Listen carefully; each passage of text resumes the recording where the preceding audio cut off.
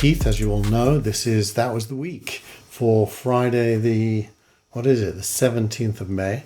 No Andrew this week, so we're going to do this solo as we sometimes do. This week's newsletter will be going out pretty much after I finish this, and you can see from the weird artwork that inevitably Andrew would comment on more this week than almost any other week, is my guess. Eyes, ears, hands and mouth, the next stage in AI. And of course what we're talking about here is the announcements this week that were made by both OpenAI and also by Google. And the newsletter is dominated by that, as you might imagine. As is the media, by the way, if you look at this. AI has moved into a new era, from chatbots to something out of the movie Her. Good morning, Theodore. Good morning. You have a meeting in 5 minutes. You want to try getting out of bed? Google and OpenAI, boboth debuting AI assistants that can emote. Whoops, I got too excited. Reason. That image of a skull reminds me of Hamlet. Make jokes. A lullaby about majestic potatoes? Now that's what I call a mashup. Translate. The objects you're showing are una manzana and un plátano in Spanish. Even remember where you left your glasses. Do you remember where you saw my glasses? Yes, I do. Your glasses were on the desk near a red apple. Well, there you go. That's CNBC just walking through some of what's possible. She talked about emoting and remembering, but for me the biggest part of the announcement was that every phone on the planet is now a pair of eyes for ChatGPT, and every microphone in every phone on the planet is now a set of ears for ChatGPT. And ChatGPT can now use those eyes and ears to observe both real-time video-based content that you point the camera at, or still images, or anything capable of being heard and listened to, which means that the cloud device that is OpenAI now has access to everything. Data is no longer web scraping. Data is anything that happens anywhere, including, by the way, pointing your camera at documents and being able to read them, newspapers and being able to read them, magazines and so on, statues, famous places. It's quite capable of doing lots of things. A few examples here which are kind of really amazing. Let's start by looking at the real-time translation. We asked the live audience on X to submit a few requests for what they would like us to try out here. So I will take a couple of prompts. Okay, Bot Gaskar wants to know if GPT-4o is capable of real-time translation. Mark, you want to try this one? Sure, yeah, let's do it. All right. Yeah. I speak Italian, so we can just do English-Italian. Let's try to do English-Italian. Sure, let's do it. Hey, ChatGPT, how are you? I'm doing fantastic. Thanks for asking. How about you? How's your day going? I'm doing great. So I would like you to function as a translator. I have a friend here who only speaks Italian, and I only speak English. And every time you hear English, I want you to translate it to Italian. And if you hear Italian, I want you to translate it back to English. Is that good? Perfetto. Mark, io mi chiedo se le balene potessero parlare, cosa ci direbbero? Mike, she wonders if whales could talk, what would they tell us? They might ask, how do we solve linear equations? Potrebbero chiederci come risolviamo le equazioni lineari. Sicuramente sì. Certainly yes. Great. Pretty amazing, hey? That goes on for a little while longer. You can find all of those videos on the OpenAI YouTube channel. And so that's listening, but also being able to be intelligent about what you hear, including real-time translation into a bunch of different languages. What about seeing? Is the king in residence at the moment? Yes, it looks like the king is in residence right now. The Royal Standard flag is flying above Buckingham Palace, which is the signal that the monarch is present. How exciting to be there while the king is home. Try and tell me exactly what they're doing right now, please. Right now the ducks are gently gliding across the water. They're moving in a fairly relaxed manner, not in a hurry. Occasionally, one of them will dip its head under the water, probably looking for food, and then pop back up. I even know when a taxi is coming with its orange light on. I think I'll hail it to get home. Yes, I spotted one just now. It's heading your way on the left side of the road. Get ready to wave it down. Those are just a few examples, but the ability to capture live video, understand what it is, and help the user act on what it sees or understand or learn from is it's taken a massive step forward. And you can also hear there the delay between seeing and hearing or being asked and answering is non-existent. It's as if you've got somebody there with you, which is very different to the last version. Let's look at the ability of the new desktop app to interact with what you're doing on your desktop. So let me take out a computer for this. Okay, so I'm going to open the ChatGPT desktop app, like Mira was talking about before. Okay, and to give a bit of background on what's going on, so here we have a computer, and on the screen we have some code, and then the ChatGPT voice app is on the right. So ChatGPT will be able to hear me, but it can't see anything on the screen. So I'm going to highlight the code, Command C it, and then that will send it to ChatGPT, and then I'm going to talk about the code to ChatGPT. Hey, ChatGPT. Hey there, how's it going? Yeah, it's going really well. I was wondering if you could help me with a coding problem today. Of course, I'd love to help you out. What's the coding problem you're dealing with? Okay, I'm going to share with you some code. 1 second. Sure thing, take your time. Okay, so I just shared some code with you. Could you give me a really brief one-sentence description of what's going on in the code? This code fetches daily weather data for a specific location and time period, smooths the temperature data using a rolling average, annotates a significant weather event on the resulting plot, and then displays the plot with the average, minimum, and maximum temperatures over the year. Awesome, thanks so much. And in the code, there's this function foo. Could you describe to me what the plot would look like if I had versus didn't have this function? Sure. The function foo xy takes in a data frame x containing temperature data and a window size y for calculating the rolling mean. It smooths the average temperature, minimum temperature, and maximum temperature columns by applying a rolling mean over the specified window. With the foo function, the plot would show smoother temperature lines because the rolling mean reduces the noise or fluctuations in the data. So that's probably enough of that, but you can see that the desktop app allows ChatGPT to see your desktop. Your desktop becomes an input, and any content on your desktop can be used as an input as well. So suddenly its ability to help you in any given situation is increased massively. So those are huge steps forward in capability.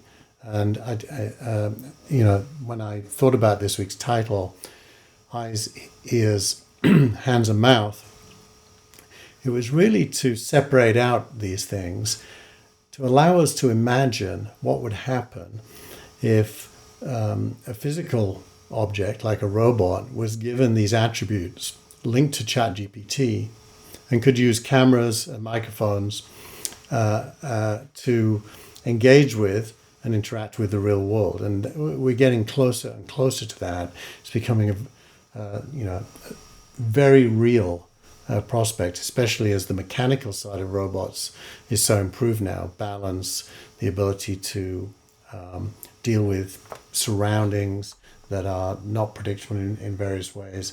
So this is big. Google had its own event, and it was the day after, and I will say that the Google event was somewhat underwhelming compared to the OpenAI event, just because Google's quite far behind, and they are trying to move in similar directions, and there was evidence that they made progress against those directions, but they're seriously far behind. With a couple of essays in this week's newsletter, one from O'Malley, who talks about why OpenAI was better. My wife's just asking me what burger I want for dinner, so there you go. I just need to tell her I'm recording. So the Google event, Owen's got a great essay that's really just the difference between a company that launched a product and a company that launched a bunch of technologies. And it really is true what he says. There was no comparison really between the two. It's also the case that the ChatGPT announcements have been widely responded to, but Peter Nixie makes the point in this week's newsletter that they're probably widely underestimated in terms of their likely future impact. His exact title is that OpenAI's spring release will end up being far more significant than most of us might suspect. And that's because it really does take AI to a much more human place where more people can use it. Probably the biggest thing of all is that it's free. It used to cost $20 a month to get some of the pro features. It's now free. So everyone with a smartphone in the world will be able to use it without paying. And that is phenomenal. I mean, in any context, you could really think of any context, but education, to name one, children being able to learn is going to be seriously enhanced. The other thing I noticed is that there is a lot of capability now to blend AIs. I've mentioned before on the show that I use Claude.ai, which is the Anthropic version. And Claude.ai is super clever. It was, I think, better than OpenAI for some things, but that has now changed.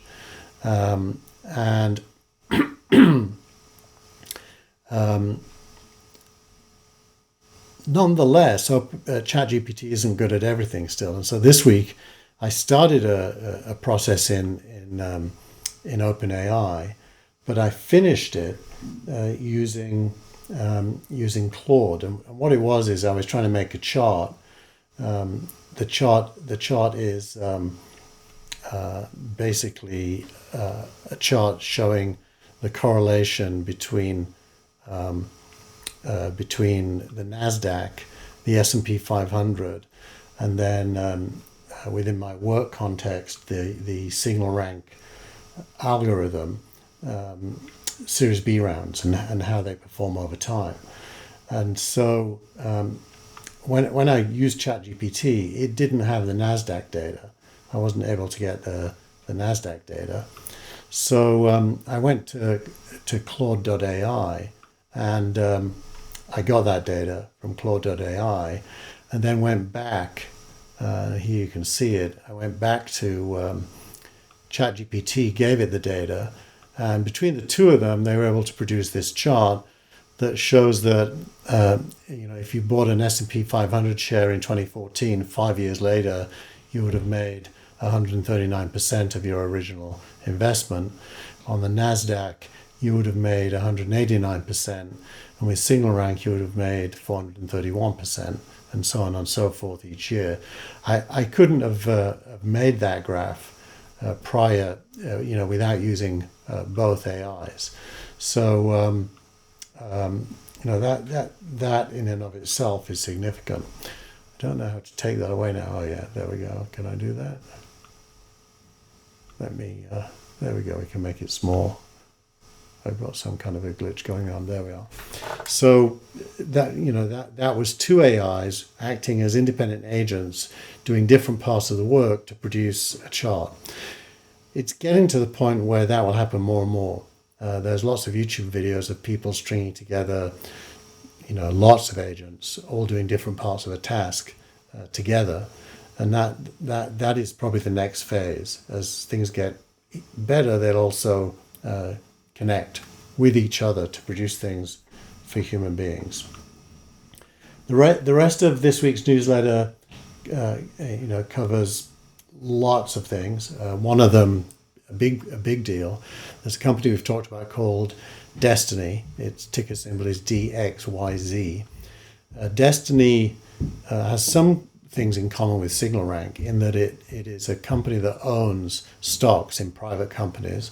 In the case of Destiny, it's SpaceX and several other very well-known stocks that it bought quite late in the life of the company for very high prices, whereas SignalRank buys high-scoring Series B investments earlier in the life for the right price, the price at the time.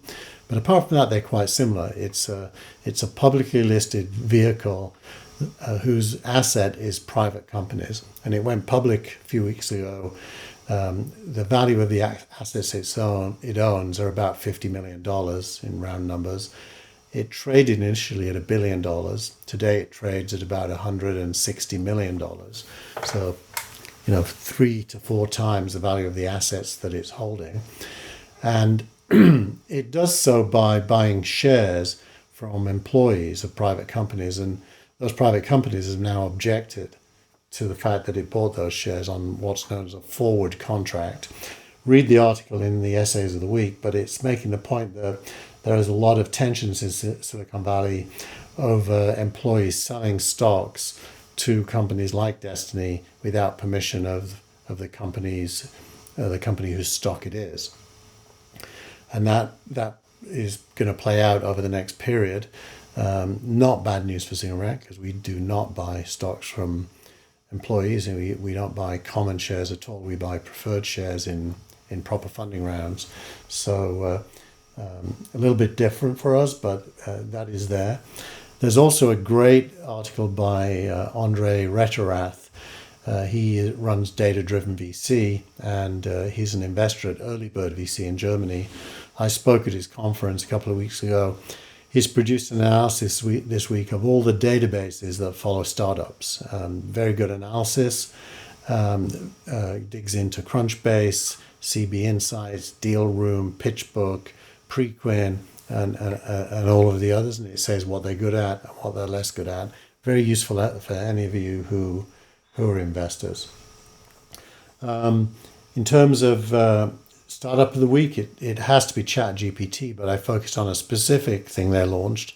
If you have a team account at ChatGPT, you can now link to your Google Drive or your Microsoft OneDrive, and it can talk directly to documents, spreadsheets, slide presentations, without you having to upload them into ChatGPT. I think that's a huge change in the ability for it to do analytics and suggest improvements to real documents.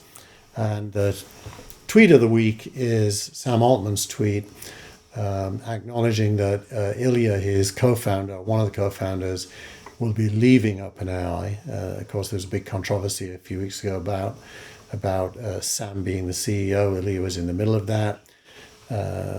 Nobody really knew what was going to happen. Well, it's happened. They've now parted ways, and Ilya will be moving on to a new project. That said, that is the end. That was the week for May the 17th. The newsletter will be going out shortly, and Andrew will be back next week. Thank you so much for listening and watching.